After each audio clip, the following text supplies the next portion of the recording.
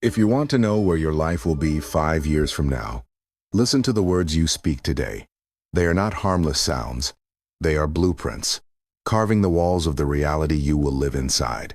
Words are the architects of your destiny. They build or they break. Every sentence you let escape your lips is either laying bricks for a future you desire, or tearing down the very foundation you stand on. Most people speak carelessly, as if words vanish the moment they are heard. But words are seeds. Once planted, they grow, whether you tend them or not. When you speak doubt, you invite limitation. When you speak hope, you invite possibility. That is the unshakable truth. Think of the people who inspire you the most. Do they speak constantly of problems, or do they speak solutions into existence? Do they tear others down with sarcasm and bitterness, or do they raise the room with encouragement and conviction? The energy they create with their words is not by accident, it is by choice. Your mouth is the gatekeeper of your reality. If you do not control it, it will betray you. In moments of anger, it will spill poison that damages trust you may never repair. In moments of fear, it will declare defeat before the battle even begins. And in moments of insecurity, it will broadcast your self-doubt louder than you realize. Once spoken, those words cannot be retrieved. You can apologize, you can explain, but the wound remains. Controlling your mouth is not about silence. It is about intention. It is the art of speaking with precision, knowing that each word carries weight. Before you speak, ask yourself, will this build or will this break? Will this inspire or will it drain? Is this the truth, or is it the emotion of the moment masquerading as truth? That small pause before you speak is the difference between progress and regret. But there is another layer, and it is deeper. It is the voice you speak to yourself when no one is listening. Self-talk, the hidden dialogue that runs beneath every action you take. If that voice is filled with statements like, I cannot, I am not enough, I will fail, then you are programming your life to match those words. You will start to avoid challenges because you have convinced yourself you are not capable. You will accept less than you deserve because your own words have lowered your ceiling. Flip the script. Begin speaking life into yourself. Tell yourself, I can handle whatever comes. I am more than capable. I am worthy of success. These are not empty affirmations. They are rewiring commands to your brain. The more you speak them, the more you believe them. The more you believe them, the more you act on them. And over time, those actions shape a life that reflects your belief. I have seen people change the entire trajectory of their lives by controlling their words. A man once drowning in negativity decided to stop speaking about his problems and start speaking about his goals. At first, it felt forced, but within months, his network changed. Opportunities appeared, and his energy shifted. Why? Because people are drawn to those who speak life. Doors open for those whose words carry vision. Your relationships are built or broken by what you say. Your career is advanced or destroyed by what you say. Even your own self-image is strengthened or shattered by what you say. This is why controlling your mouth is not optional. It is a requirement for anyone who wants to create a life worth living. The world will not always be kind. Challenges will come, but your mouth can be your weapon or your shield. Use it to protect your vision, to fight back against negativity, to carve a path forward even when the road is dark. Every word you speak is a signal to the world about who you are and where you are going. Make sure that signal is clear, powerful, and aligned with the life you want to build. Remember this: if your words are seeds, you are the gardener. You choose what grows in the garden you live in. If you keep planting weeds of doubt, fear, and complaint, do not be surprised when your life feels overrun. But if you plant seeds of courage, faith, and gratitude, you will harvest a reality that reflects those choices. Control your mouth, and you begin to control your life. Lose control of it, and it will lead you somewhere you never intended to go. This is not philosophy. It is cause and effect. The words you speak today are building the life you will walk into tomorrow. Speak life. Speak with purpose. And watch how your world begins to change. The battlefield of your life is not out there. It is not in the economy, not in your circumstances, not in the opinions of others. It is here in your mind. Every victory and every defeat begins in thought long before it shows up in action. As a man thinketh, so is he. If your mind is filled with fear, doubt, and limitation, your life will shrink to match those boundaries. If your mind is filled with growth, courage, and possibility, your life will expand to meet them. Your thoughts are the architects of your actions, and your actions build the reality you live in. The problem is, most people leave their minds unguarded. They let fear sneak in through the back door. They let the opinions of others dictate what they believe about themselves. They consume a constant stream of negativity from news, gossip, and toxic social media, and then wonder why they feel anxious, hopeless, and stuck. Your mind is the most valuable property you own. Guard it like a fortress. Decide what enters, decide what stays, and evict what does not serve you. That means being selective about what you read, what you watch, and who you listen to. If it feeds your fear more than your faith, let it go. If it distracts you more than it drives you, let it go. If it pulls you away from your vision, instead of pushing you toward it, let it go. Training your mind is like training your body. Strength is not built in a day. It is built through repeated discipline. You have to catch negative thoughts the moment they appear, question them, and replace them with something better. When your mind says, "I cannot," ask why not. When your mind says, "I will fail," ask what proof exists. Most of the time, you will find that these thoughts have no foundation except fear. Visualization is one of the most powerful tools you can use. When you see your goal clearly in your mind, when you imagine every detail of success, your brain begins to accept it as possible. And when you believe it is possible, you begin to act as if it is inevitable. This is not wishful thinking. It is mental conditioning. Athletes do it before stepping on the field. Leaders do it before stepping on a stage. You can do it before stepping into any challenge. Meditation and prayer are the reset buttons for your mind. They clear the clutter, calm the noise, and center you on what matters. Even 5 minutes of stillness can sharpen your focus and remind you of your purpose. A still mind sees more clearly, reacts more wisely, and chooses more intentionally. The company you keep will shape your mind as much as your own thoughts will. Surround yourself with people who lift you higher, who challenge you to grow, who speak possibility into your life. Negativity is contagious, but so is ambition. Choose your influences carefully, because they will become the voice inside your head when you are alone. Every morning you wake up with a choice. Let the world decide what you think, or take control of your mind and decide for yourself. One path makes you reactive, constantly on defense, exhausted by the chaos. The other makes you proactive, intentional, and unstoppable. When you control your mind, fear does not disappear, but it loses its power to paralyze you. Doubt does not vanish, but it cannot dictate your actions. You rise above the noise. You choose your focus. You shape your destiny before the world has a chance to shape it for you.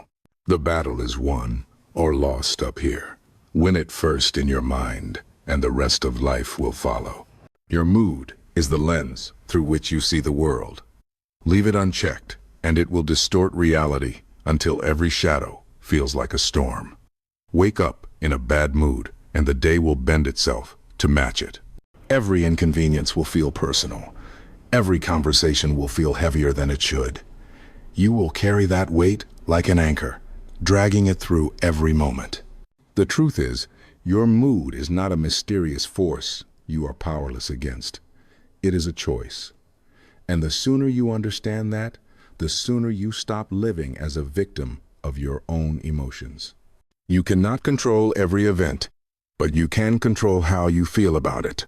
That choice will define the quality of your life. Here is where most people go wrong. They believe that because they feel something, it must be truth. They confuse emotions with facts. They wake up feeling anxious and decide the whole day is ruined. They feel disappointed and assume life itself is against them. But feelings are like waves. They rise, they crash, and they recede. You can ride them without letting them drown you. The first step is awareness. Most people move through their day on autopilot, reacting without ever stopping to ask, why am I feeling this way? They let small irritations snowball into full days of frustration. A traffic jam, a careless comment, a minor setback, and suddenly the entire mood of the day has been surrendered. But if you pause and check yourself, you take back the wheel. You become the driver instead of the passenger. Gratitude is the most powerful steering tool you have. When you choose to focus on what is right instead of what is wrong, your mood shifts instantly. Gratitude does not ignore problems. It changes your position in relation to them. It reminds you that no matter how heavy the moment feels, there is still something worth holding on to. It could be as small as a kind word from a friend, the warmth of the sun on your face, or simply the fact that you are alive to fight another day. There was once a man who had every reason to be bitter. His health failed, his business collapsed, his friends vanished. But each morning, he wrote down 3 things he was grateful for. At first, they were small, almost trivial. A cup of coffee, the sound of rain, a smile from a stranger. But those moments stacked like bricks, building a wall strong enough to hold back the flood of despair. His life did not magically become perfect, but his perspective did. And that perspective changed everything. Your mood is also shaped by the thoughts you feed it. If you replay every insult, every failure, every reason to be angry, you will live in a storm of your own making. But if you train your mind to see challenges as lessons, to see rejection as redirection, your mood becomes a fortress. No passing cloud can block the light for long. Mindfulness sharpens this ability. By staying present, you keep your mind from wandering into the past with regret or into the future with fear. A present mind cannot be pulled into imagined disasters. It deals with reality as it is, not as your fears paint it to be. Energy is contagious. If you walk into a room radiating negativity, it will spread like smoke. But if you carry calm, optimism, and gratitude, people will draw closer. Opportunities will follow. The universe tends to give back the energy you give out. Controlling your mood does not mean pretending to be happy all the time. It means refusing to let a bad moment dictate an entire day. It means responding rather than reacting. It means standing in the middle of a storm and deciding that while you cannot control the wind, you can control the sail. The quality of your mood will determine the quality of your relationships, your work, and your entire life experience. Choose wisely.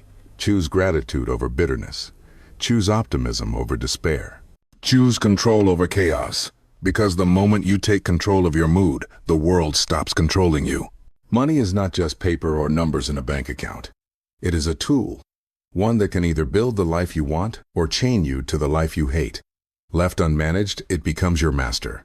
Controlled with discipline, it becomes your servant. Too many people live under the weight of financial stress. They make a good income, but it disappears before the month ends. They drown in debt, convincing themselves it is normal because everyone else is doing it. They spend to feel better, then feel worse because they spent. This cycle is not about numbers. It is about control. Understand this. Money itself is neutral. It does not care who you are or what you want. It simply obeys the rules of cause and effect. If you waste it, it will leave you. If you direct it, it will work for you. And like any tool, it will only be as effective as the hand that wields it. Control starts with a plan. You must know where every dollar goes before it arrives. That is what a budget is. Not a prison, but a map. A budget does not limit your freedom. It creates it. When you know your expenses are covered, your savings are growing, and your investments are building, you sleep without that knot of anxiety in your chest. The enemy of financial control is emotional spending. That moment when you say, "I deserve this," after a bad day, or when you buy something you do not need to impress someone who does not care. Those moments feel harmless, but over time they are the leaks that sink the ship. Discipline means saying no to the impulse today so you can say yes to something greater tomorrow. Saving is not optional, it is survival. An emergency fund is the shield between you and chaos. Life will throw expenses at you without warning. The car will break down, the roof will leak, the bills will come in waves. Without savings, every emergency becomes a crisis. With savings, it is simply a problem to solve. Once you have stability, you build wealth. Wealth is not about how much you earn. It is about how much you keep and how you grow it. Investing turns your money into an employee that works while you sleep. Whether it is stocks, real estate, or building a business, the goal is the same. Make your money produce more money. But wealth is not the end goal. Freedom is. The ability to choose how you spend your time. The power to walk away from what does not serve you. The chance to help others. Not just with your words, but with your resources. That is what financial control gives you. I have seen people with modest incomes achieve this freedom because they lived intentionally. And I have seen high earners trapped in constant stress because they never took control. It is not about the amount. It is about the discipline. Track your spending. Create a plan. Save before you spend. Invest before you upgrade. Live below your means, not below your potential. Every dollar you control is a brick in the foundation of your freedom. Control your money, and you stop chasing survival. You start building a life where your time belongs to you. Your choices are your own, and your future is secure. That is not just wealth. That is true freedom. Control your mouth, and you control the story you tell the world. Control your mind, and you control the battlefield where every victory begins. Control your mood, and you control the energy that shapes every experience. Control your money, and you control the freedom to live on your own terms. These are not small adjustments. They are the 4 levers that move the direction of your entire life. Ignore them, and you will drift wherever the currents take you, tossed between chance and circumstance. Master them, and you will no longer live as a passenger. You will take the driver's seat, hands steady on the wheel, eyes locked on the road ahead. Understand this. The world will never hand you control. You must take it. Not tomorrow, not someday, but today. Every day you delay, you surrender another piece of your life to chance. Every day you hesitate, you give your power to people and situations that care nothing for your dreams. So start now. Watch your words like they are currency. Guard your thoughts like they are treasure. Protect your mood like it is your most valuable possession. Direct your money like it is your most loyal worker. Because each of these is either building your future or destroying it. There is no middle ground. Years from now, you will look back, you will remember this moment, and you will either say, "That was the day I took control," or you will wonder how different life could have been if you had. The choice is in your hands. It always has been, it always will be. Take control, drive your life, and never give the wheel to anyone else.